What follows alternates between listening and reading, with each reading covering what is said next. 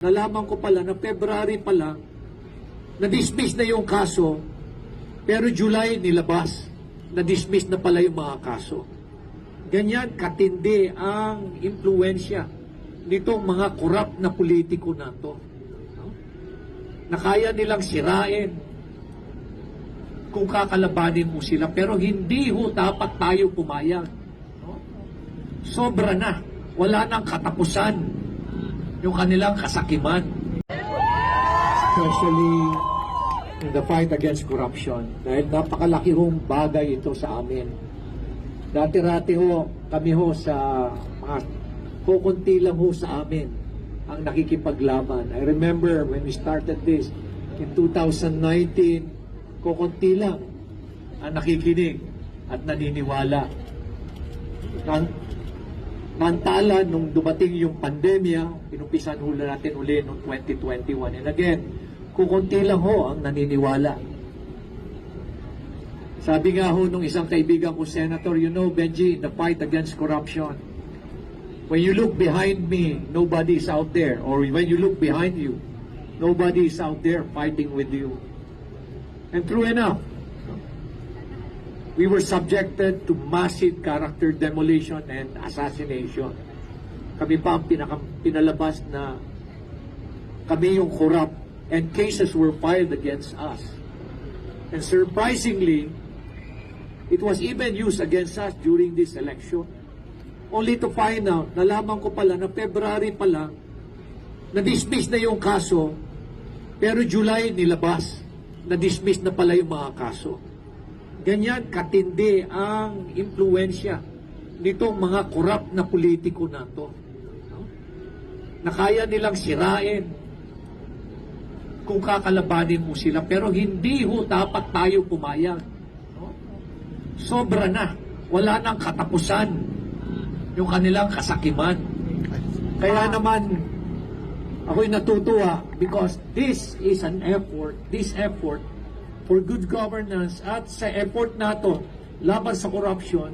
We're doing this for our young generation. At ako'y natutuwa dahil nakikita ko ngayon ang mga kabataan ngayon ay gumagalaw. And I hope na dapat wag lang itong kampanya, itong krusada na ito, hindi dapat matapos lang ng 6 na buwan, 1 buwan, 1 taon. Dapat tuloy-tuloy po ito dapat hanggang tumino ang ating mga political leaders. Ganun na rin po yung ating mga bureaucrats na nakipag-ugnayan. No, ito po'y itong corruption na nangyayari po na ito. Ito po'y syndicated na, highly organized crime. Kung ang nakikita nyo, akala nyo yung mga contractor lang ang may sala, hindi po yan. May sala ang contractor, may sala yung mga involved dyan sa mga infrastruktura na proyekto. Hindi pa yan.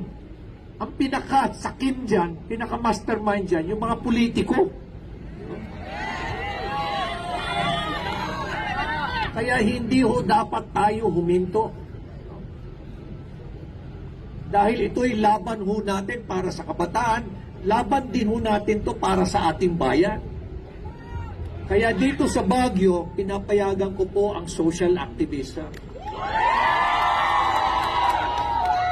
Because this is the only way we will be able to change the world. Sabi ko nga it does not take one to have a title, to have a position, to have influence, to have fame, to have money.